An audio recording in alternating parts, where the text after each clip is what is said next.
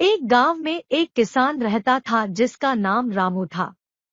रामू का सपना था कि वह एक दिन अपनी कविताएं लोगों के सामने प्रस्तुत करे, परंतु उसके पास पढ़ाई का समय नहीं था क्योंकि उसे खेती में लगनी पड़ती थी। एक दिन गांव में एक कवि सम्मेलन हुआ जिसमें बड़े बड़े कवियों ने भाग लिया।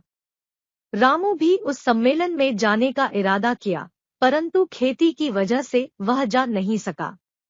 इस पर उसका मन उदास हो गया। रामू के दोस्तों ने उसे मना करते हुए कहा, तुम्हारी खेती का काम करने का समय आ चुका है, तुम कवि सम्मेलन में नहीं जा सकते। रामू ने दोस्तों की बातों को मनन किया और अपने काम में लग गया, लेकिन उसके मन में कवि बनने का सपना अब भी था। आखिरकार सम्मेलन के दिन जब वह खेत में काम कर रहा था, एक आवाज आई, रुको रुको। वह उठकर देखता है कि एक पुराना व्यक्ति उसकी तरफ आ रहा है। वह व्यक्ति वास्तविकता में गांव के माने माने कवि थे। वह व्यक्ति रामू के पास आकर बोले, मुझे पता है कि तुम आज कवि सम्मेलन में जाने की इच्छा रखते हो, लेकिन तुम्हारी खेती भी महत्वपूर्ण है।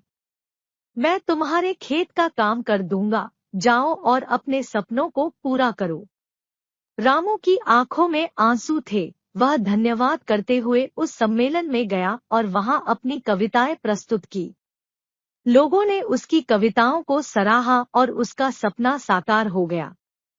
इस कहानी से हमें यह सीख मिलती है कि किसी भी सपने को पूरा करने के लिए हालातों का इंतजार नहीं करना चाहिए, बल्कि हालातों को अपने लाभ में बदलने की कोशिश करनी चाहिए।